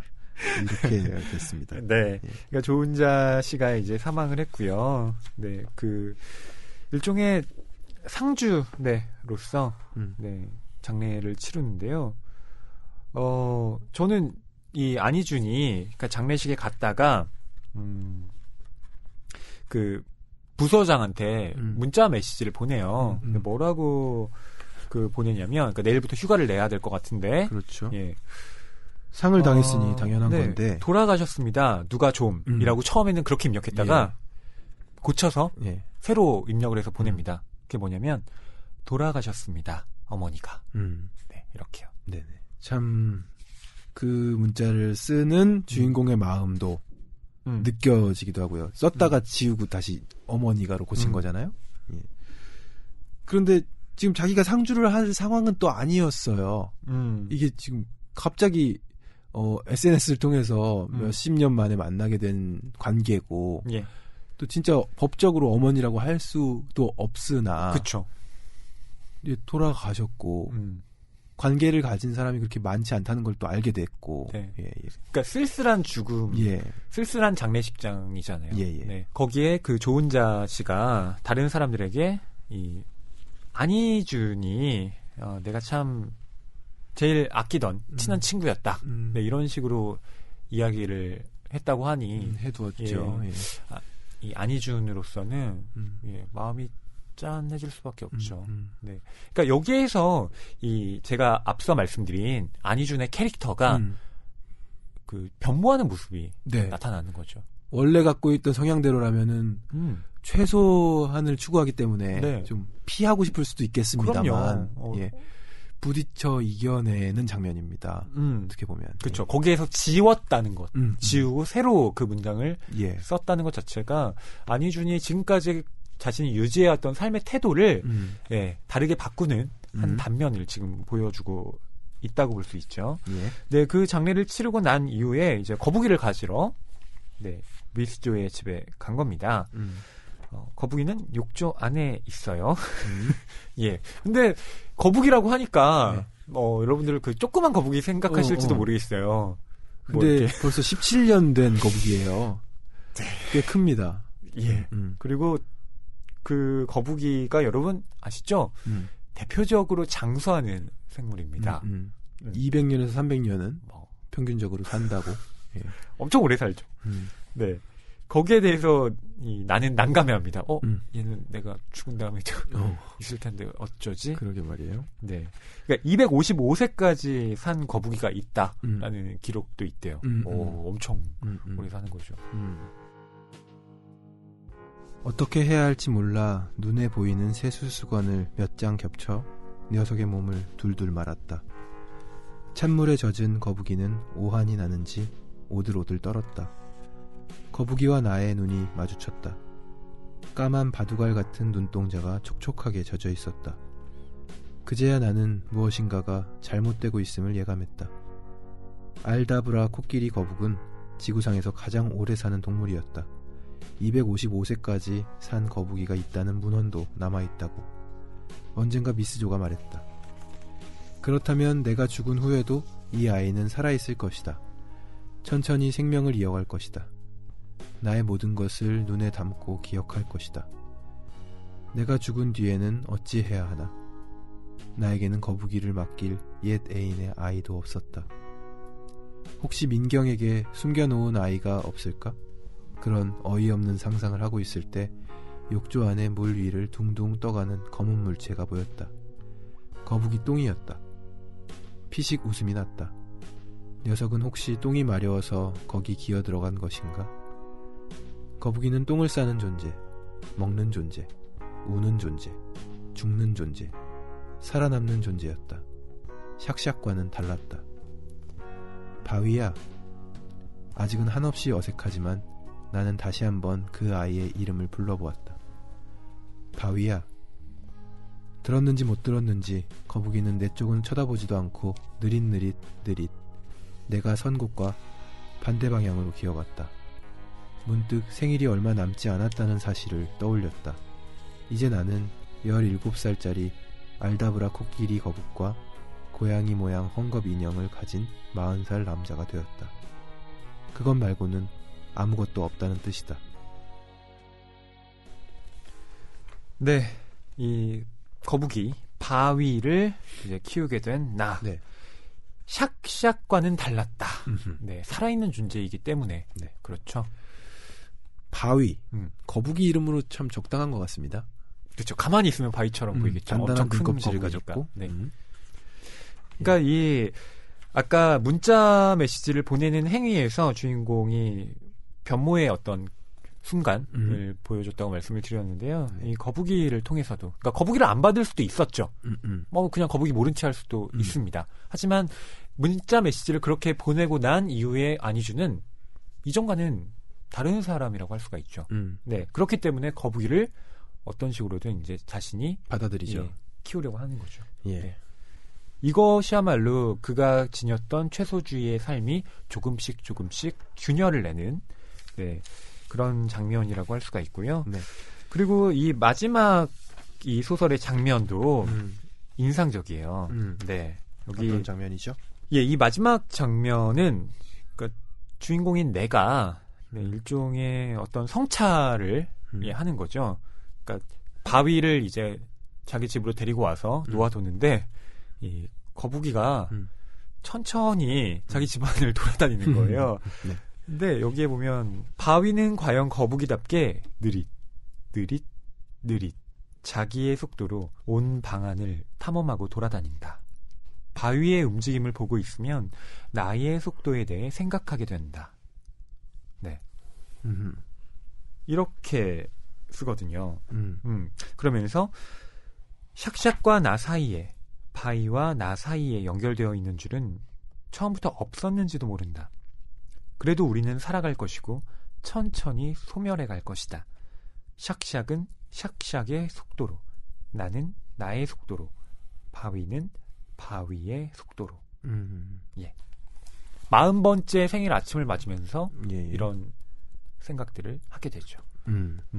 이런 생각을 하면서 마지막엔 이렇게 되네요. 비로소 눈물을 흘리기 시작했다. 영원히 일어나지 않을 일들을 떠올리며 비로소 눈물을 흘리기 시작했다. 그렇죠. 그러니까 이 각자의 속도가 있다는 장면. 되게 이질적인 존재들이 지금 한 방 안에 모여 있는 거잖아요. 네. 예. 셋 중에 한 명은 무생물이고요. 샥샥 고양이 인형. 예. 예. 영원히 있겠죠. 뭐 물론 풍화작용 뭐 일어나고 하면 예, 뭐 상할 수도 있겠지만 예. 그리고 그 다음으로 오래 사는 건 아마 거북이. 제일 빨리 죽는 게 인간일 겁니다. 인간. 네. 각자의 속도로 하지만 소멸해 가는 건 맞죠. 그래서 우는 건가요? 자기가 제일 빨리 죽어서? 그럴 리가요. 네. 그러진 않을. 그건 아니죠. 예, 네. 그런 건 아니고요. 근데 전혀 이렇게 사실은 연관성이 없던 이 세계의 존재가 지금 하나의 공간 안에 묶여 있는 거잖아요. 이러한 의미에 대해서 예, 마지막 장면이 좀 생각해 보게 하고요. 그리고 경환 씨한테 저는 물어보고 싶더라고요. 예. 왜 하필 조은자 씨는 나에게 거북이를 남겼을까? 네. 조은자 씨에게 있어서 거북이는 소중한 친구가 아니었을까요? 물론 그렇죠. 그리고 그걸 맡길 수 있는 친구는 우리 조은자 씨에게 있어서는 또 희준이밖에 없었던 게 아닐까 싶고 네. 그 유서 비슷하게도 이제 그렇게 남기는 거잖아요. 뭐 다른 문제들은 어떻게 해결하되 이 바위 거북이만큼은 꼭 희준 씨 주라고 했어요. 이렇게 전달을 받죠. 그러니까 거북이라는 다른 속도의 존재, 특히나 우리가 가장 느리다라고 생각하는 존재가 내 곁에, 그러니까 나의 삶으로 들어오는 순간 내가 평소에 지니고 있었던 내가 당연하다고 느껴왔던 나의 속도도 변하게 되는 겁니다. 제가 보기엔 그래요. 그러니까 희주는 각자의 속도로 우리는 소멸해 갈 것이다 라고 썼지만 이때의 속도는 본래 그들이 가지고 있던 속도가 아닙니다. 같이 있잖아요. 중첩됩니다. 그러니까 나는 거북을 통해서 나의 속도에 일정한 변화가 생기고요.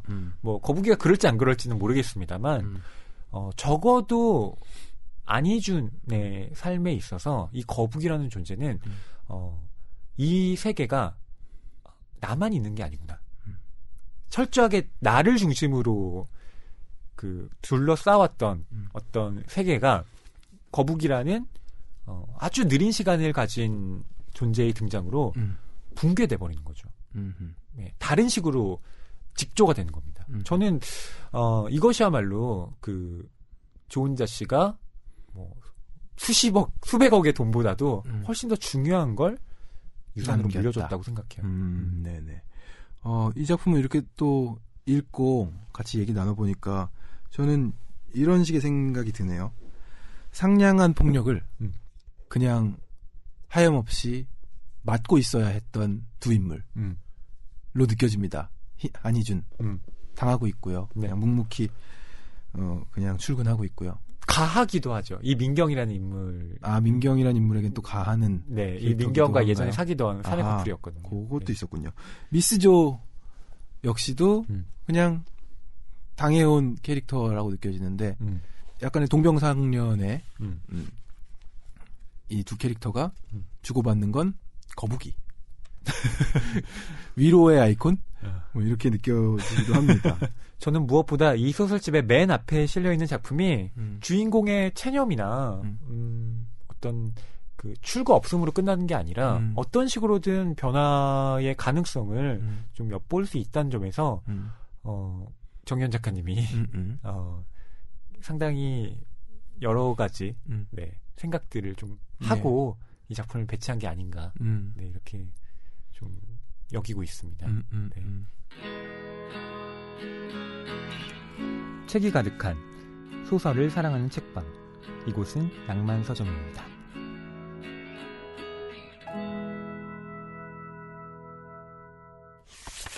또 한편의 소설을 좀 살펴보려고 합니다. 총 7편의 소설들이 있지만 저희가 다뤄보려고 하는 건 영영 여름. 네, 이 작품인데요. 네, 경원 씨 특히 이 제목 네. 마음에 드셨다고요? 제목 너무 마음에 들어요. 영영 콤마 여름. 라임이 또 맞아요? 예예. 영영. 아련한 느낌이 뭔가 있잖아요. 아무도 없는 바닷가에 나 혼자 있는 기분도 들고 수평선을 바라보고 있는 그런 기분도 좀 들고요. 그렇죠. 이때 영영 여름이라고 할 때 이 제목만 봐서는 이 여름 되게 쓸쓸하게 느껴지지 않아요? 네, 그렇죠. 맞아요. 네. 보통 우리가 여름하면 막 피크닉, 흥성거림 이런 걸 이렇게 좀 느끼게 되는데 이때의 여름이라는 건 뭔가 허전한 이런 그 느낌을 이상하게 줍니다. 그게 아마 영영이라는 이 단어 때문에 그런 효과를 얻게 되는 게 아닌가 싶은데요.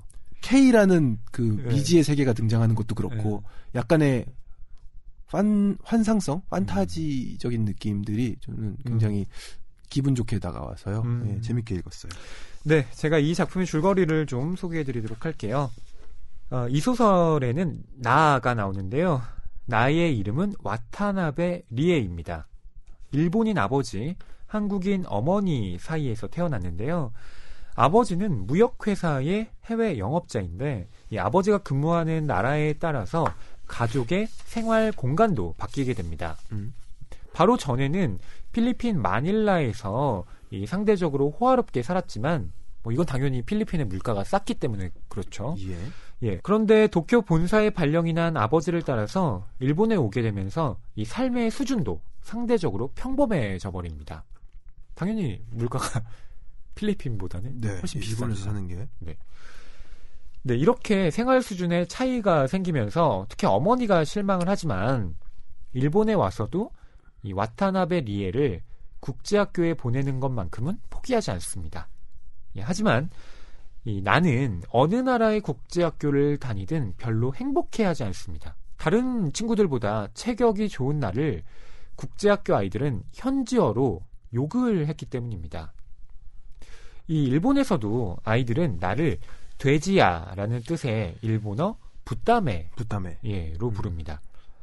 그러던 와중에 아버지의 새로운 근무지가 결정되는데요. 그곳은 남태평양 부근의 K라는 곳입니다.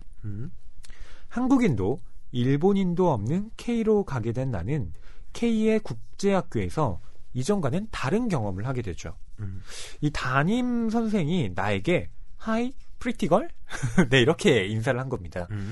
한 번도 예쁘다라는 말을 들어본 적이 없는 나는 묘한 기분에 휩싸이게 되는데요. 그리고 또 한 가지 일이 일어납니다.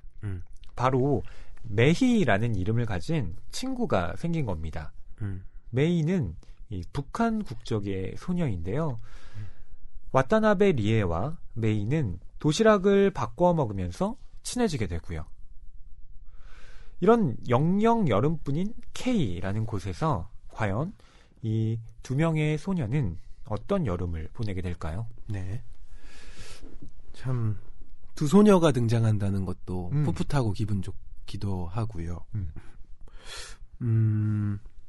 메희라는 인물. 원래 이름은 메희죠. 네, 근데 이 K에서는 메이.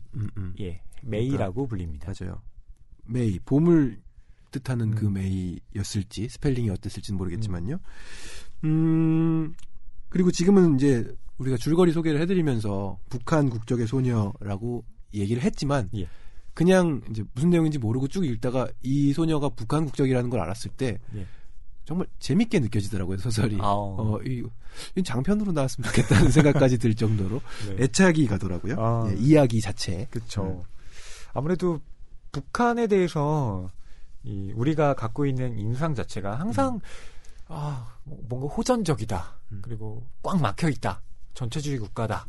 이런 그 인상을 뉴스를 통해서 계속 접하게 되잖아요. 근데 정작 북한 주민들의 삶에 대해서 우리는 잘 모릅니다. 네.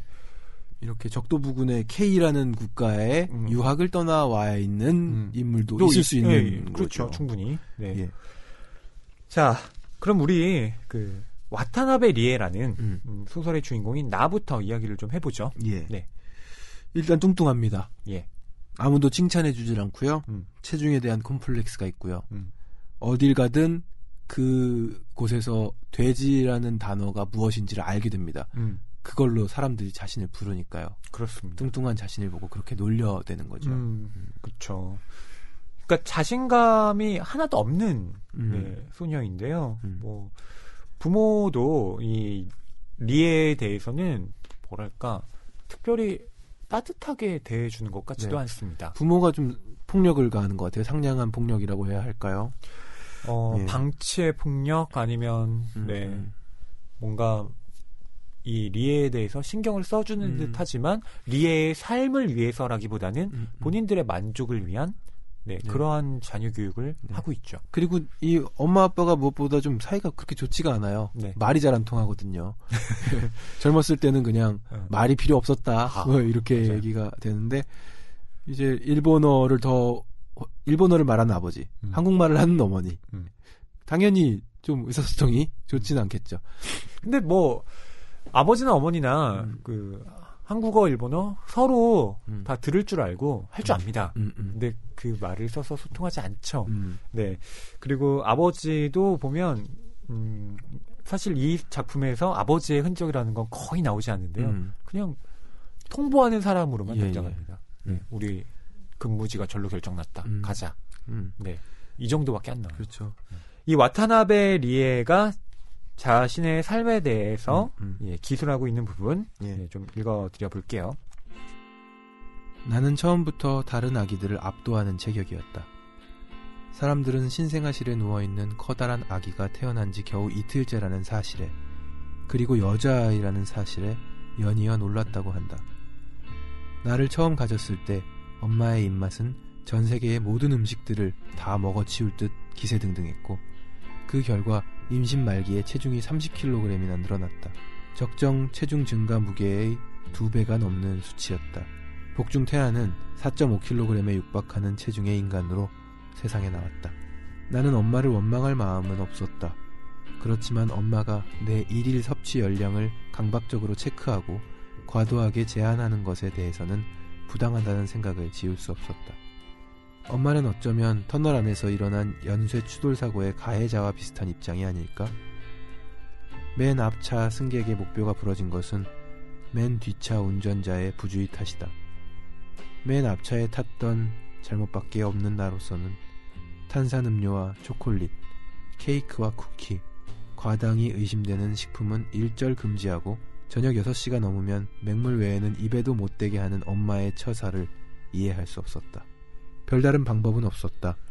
나는 매일 밤 줄인 배를 안고 잠들거나 모두가 잠들었다는 확신이 들면 까치발을 들고 주방으로 가 냉장고 속 음식들을 도둑고양이처럼 몰래 훔쳐 먹어야 했다.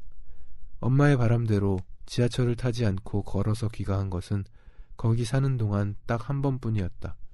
현관 앞에 도착했을 때는 더운 물로 샤워하고 나온 것처럼 땀에 푹 절어 이마에서는 굵은 땀방울들이 뚝뚝 떨어졌다.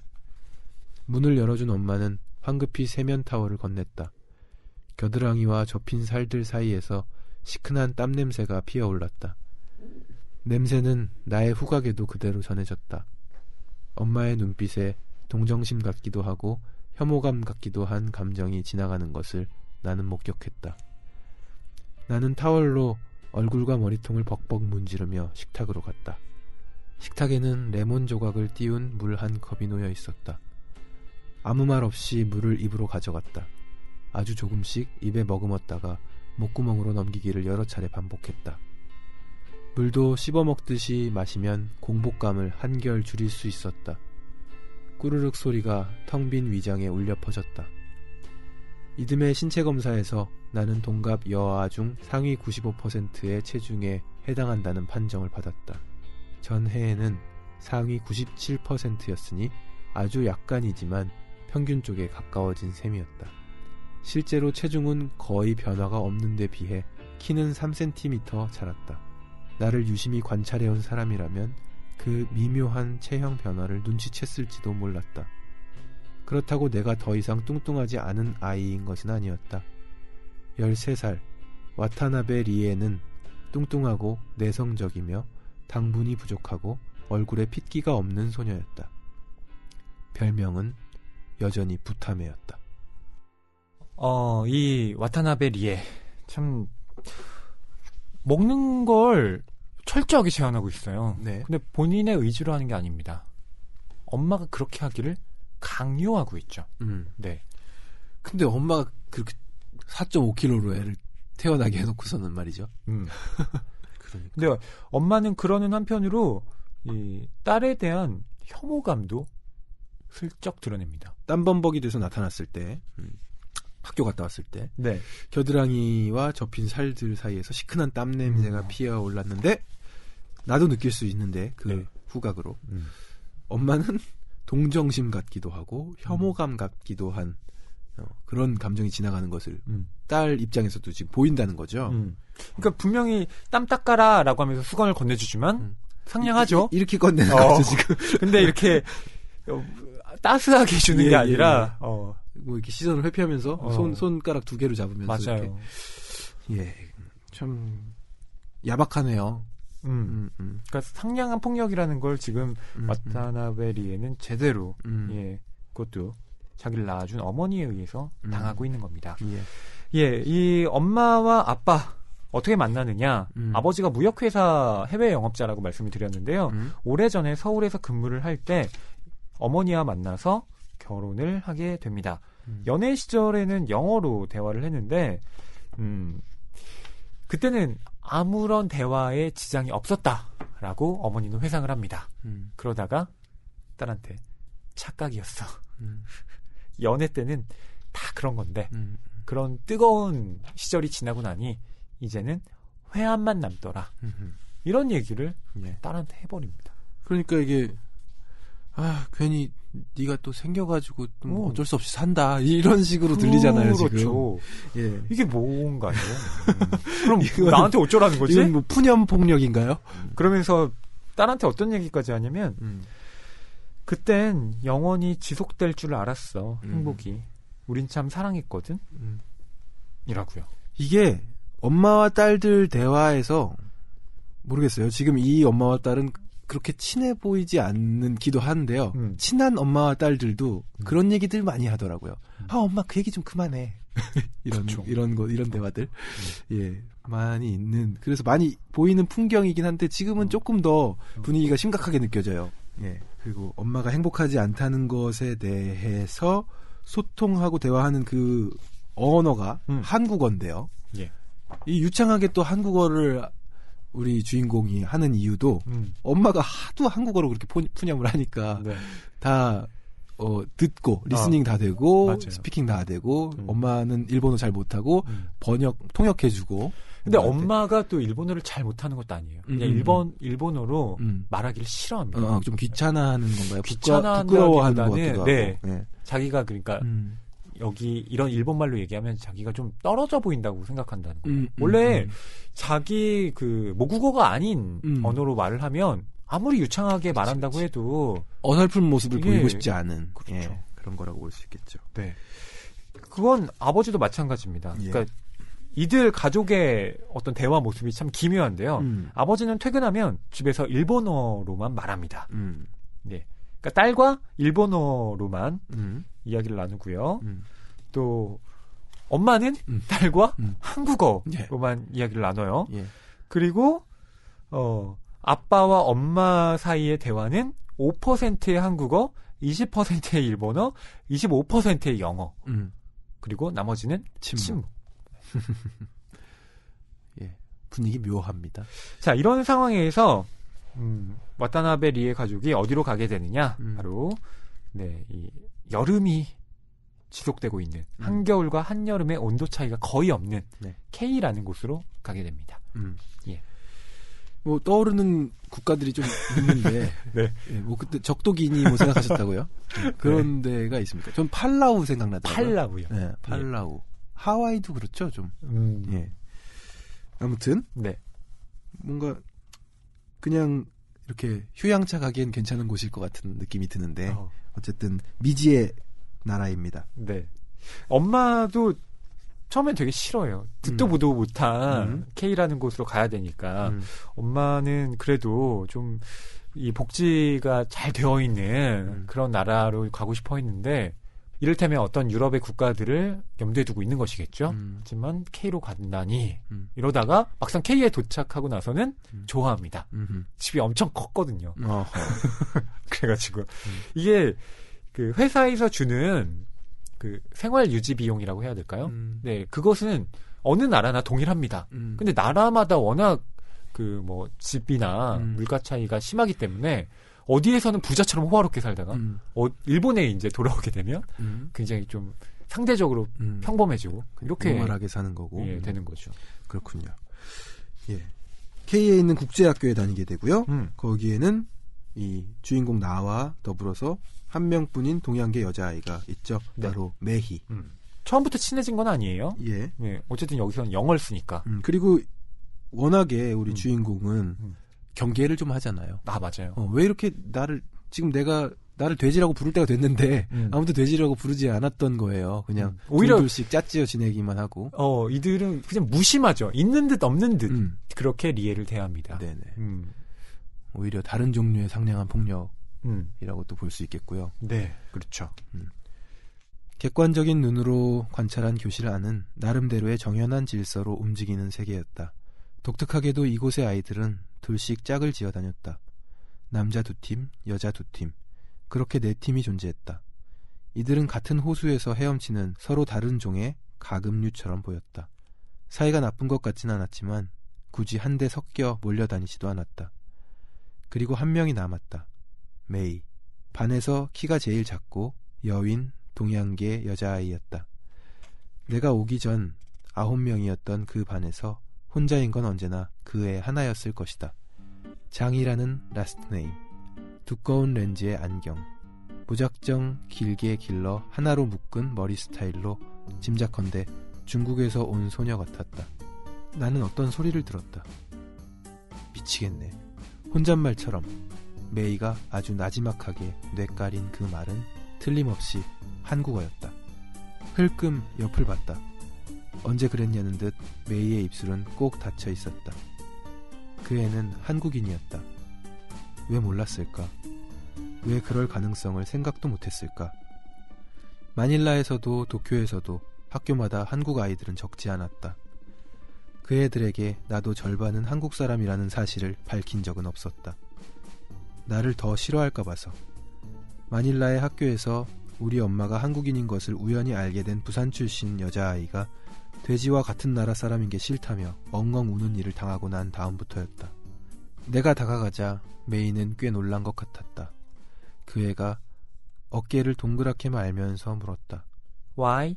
무슨 할 말이 있느냐는 의미였다. 밥 같이 먹으려고. 나는 한국어로 말했다. 그때 메이가 짓던 표정이 두고두고 떠오른다. 그건 정말로 혼자 기억하기 아까운 것이었다. Are you Korean? You are Japanese. 메이는 유령이라도 만난 것처럼 눈을 꿈뻑였다. 메이도 어쩌면 내 뚱뚱한 몸에 자기와 같은 피가 흐른다는 사실이 싫을지도 몰랐다.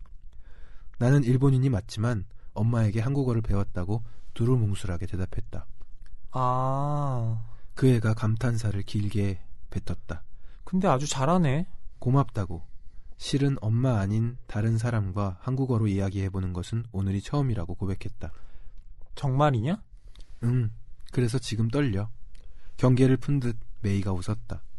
웃으니 장난꾸러기 토끼처럼 귀여워지는 얼굴이었다. 모국어 앞에서 그 애는 말이 없는 편이 아니었다. 머릿속에 담겨있는 그 많은 말들을 학교에서는 어떻게 꾹 참고 있는지 모를 일이었다. 참, 아까 나한테 뭐라고 한 거야? 토론 시간에 존 선생님이. 못 들었어? 반만 알아들었어. 메이는 영어를 잘 못한다고 했다. 그전 학교에서는 러시아어를 많이 써서. 메이는 모스크바의 국제학교에서 지난 학기에 전학을 왔다고 했다. 아버지 회사 때문이냐고 물었더니 응? 이라고 되묻다가 잠시 후 아버지는 같이 오지 않았다고 했다. 그 애는 혼자 와 있다고 했다. 혼자? 나 혼자이긴 한데. 메이는 잠시 무언가를 망설이는 것 같았다. 아주 혼자는 아니고 두엇이 같이. 두엇이 같이 왔다니 무슨 말인지 잘 이해가 되지 않았지만 따지고 들 이유는 없었다. 나는 좀 전에 존이 그 애를 칭찬했다고 알려주었다. 메이가 풋 소리를 내며 웃었다. 못 믿겠다. 네, 처음에는 중국계 소녀인 줄 알았던 짱메이 잘하시는데요? 인 줄 알았는데 알고 보니 미치겠네 이런 말을 들은 거죠 지금. 한국어를 사용하는. 네. 그리고 다가가서 도시락을 가지고 다가가서 너랑 같이 먹으려고 라고 한국말로 얘기를 하니까 정말 깜짝 놀랍니다. Are you Korean? You are Japanese. 아 그렇게? 예. 아 약간 그래도 영어를 잘했을까요? 하는 친구니까. 예. You are Japanese? 죄송해요 여러분. 예. 이게 뭐 둘 중에 누가 잘하는 건지 모르겠습니다. 예. 아유. 네. 두 사람은 이제 도시락도 바꿔 먹고요. 왜 도시락을 바꿔 먹냐면요. 예. 그 리에 엄마는 리에의 절식을 위해서 그렇죠. 칼로리 제한식을 줍니다. 네네. 예. 정말 기름기 하나 없이 풀만 있는. 네 그렇게 주는데 장매희의 도시락은 너무나 풍성하고요. 기름기 절절 흐르고 휘황찬란해요. 닭다리 막 있고 그런데 그걸 싫어해요. 그리고 네. 서로 이제 나눠 먹다가 결국엔 바꿔 먹는데 둘 다 만족합니다. 그렇죠. 예. 마치 이제 서로의 그 정확한 식사를 찾았다라고 할까요? 그러니까 초식 동물이 원래는 풀을 먹어야 되는데 고기를 먹고 있었고, 네. 육식 동물이 고기를 먹어야 되는데 풀을 먹고 있던 상황이 이제 올바르게 돌아가는 거예요. 그런 정도로 네. 딱 아기가 맞는 식사를 둘이서 계속해서 하게 되고. 그리고 공기놀이를 하면서 친해지죠. 네. 근데 이 공기라는 거 그 다른 나라에서도 하나요? 미국이나 뭐 그러니까 지금 여기서는 다른 친구들도 이제 나중에 하게 되잖아요. 근데 그때 모르죠. 처음 접하는 것 같죠? 네. 근데 메희는 원래 할 줄 알았던 것 같고요. 그러니까 자기가 먼저 가져와서 이렇게. 그러니까 우리 한반도 안에서는 오래전부터 해왔던 것이 아닌가. 이 공기가. 그러게 이게 우리나라 건가? 어디서 잘 모르겠어요. 저도 이 공부 좀 해봐야 되겠네. 이게 동양 문화의 어떤 전통놀이인 건지 아니면 한국의 특수한 놀이인 건지. 1단, 2단, 3단, 꺾기. 맞아요. 저도 중학교 때 좀 했던 기억이 나는데요. 저는 어떻게 해도 이렇게 잘 못했었고 애들이 그런 거 있잖아요. 백두산 없음. 아세요? 맞아요. 한라산 없음. 높이 던지는 거 못한다는 맞아요. 거죠. 네. 저는 그거 없으면 못하거든요. 진짜 높이 던지고 해야 돼요. 높이 던져야 이렇게 하나하나 건질 수 있잖아요. 여자애들은 진짜 조금 던지고 잘하더라고요. 참 손재주가 얼마나 좋은지. 네. 자, 그렇게 행복한 시절을 정말 리에로서는 오랜만에 보내게 됩니다. 메이도 그렇죠. 러시아에서 공부를 하다가 정말 아는 사람 하나도 없는 곳으로 와서 외롭게 지내다가 리에와 함께 이 오랜만에 삶의 어떤 즐거운 순간들을 맛보게 됐는데요. 이들에게 또 안타까운 사건이 하나 생깁니다. 공기놀이를 하다가 경쟁심이 발동했는지 우리 다른 편이 되었는데 메이와 리에가 리에는 덩치가 크잖아요. 그래서 살짝 밀칩니다. 그거 잡지 마 이렇게 하면서 장난처럼 한 거죠. 그러니까 회방을 놓기 위해서요. 근데 나가 떨어지고요. 메이가 어디 못에 머리를 다치는 그런 사고가 발생하면서 머리에서 피가 철철 나요. 그리고 같이 실려갑니다. 소설에는 너무도 비통하게 꺽꺽거리며 우는 나의 정신적 쇼크가 걱정되어서 구급차에 같이 싣고 갔다. 이렇게 되어 있는데요. 네, 그러면서 이 학교에서만 이제 말하자면 그러니까 부모는 잘 몰랐던 이런 두 사람의 관계가 이제 양 가족들에게 통보가 됩니다. 근데 깜짝 놀라게 되죠. 그게 바로 메이의 구국적이 노스코리아라는 사실 때문에 그렇습니다. 이렇게 어울려서는 안 된다. 딱 보면 모르겠니? 뭐 이런 식으로 엄마가 다그쳐요. 모르겠는데. 그렇죠. 어울리지 못할 이유가 뭐죠? 왜 날 못 어울리게 해? 나는 메이가 좋고 나는 내가 메이한테 잘못해서 메이가 다쳤는데 지금부터 만나지도 말고 놀지도 말라 그러면 어떡하라는 거냐. 이렇게 많이 슬픈 상황입니다. 네.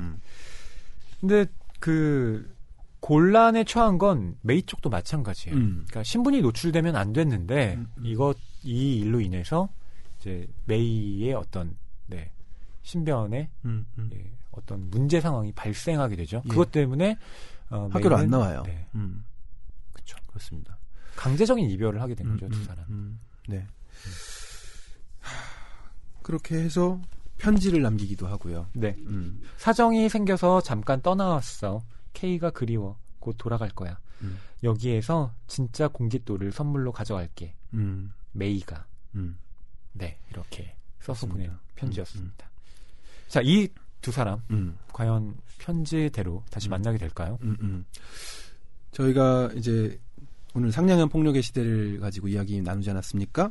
이 중에서도 두 소설을 다뤘는데 다음 주에 바로 정혜연 작가님을 모십니다. 작가님 모셔서 또 이 영영여름에서 펼쳐진 후반부의 이야기도 조금 더 깊이 있게 나눠볼 거기 때문에 요 정도에서 오늘 마무리를 여운을 남기고 마무리를 지어보려고 합니다. 그쵸. 그만큼 이게 뭐라 그럴까요? 작은 조금씩 읽고 싶은 그런 묘미가 있는 소설인 것 같아요. 한 편 한 편 곱씹어서 읽고 싶어져요. 저희가 원래 3편 정도를 다루려고 했는데 그렇게 되면 또 시간이 네. 너무 많이 필요할 것 같은 거예요. 맞아요. 한 편 한 편에 대해서 그런 식으로 이야기를 하지 않으면 예, 제대로 좀 짚어나갈 수가 없으니까 네. 예, 그래도 저희가 좀 상대적으로 재미있게 본 소설집에 있는 작품들이 좋지만 네. 네, 그중에서 두 편을 꼽아서 여러분께 소개를 해드렸고요. 네. 저희가 다루지 못했던 나머지 작품들도 여러분 한번 읽어보시기를 권합니다. 네. 정희연 작가님과도 또 다른 작품 이야기 좀 더 디테일하게 아마 나눠볼 것 같아요. 아마도 부동산 전문 르포 소설 서랍 속의 집 다루게 되지 않을까 싶은데 네. 다음 주 방송도 많이 기대해 주시기 바랍니다. 그럼 낭만서점 74회 첫 번째 트랙 정희연 작가의 상냥한 폭력의 시대였습니다. 저희는 다음 주에 다시 만날게요.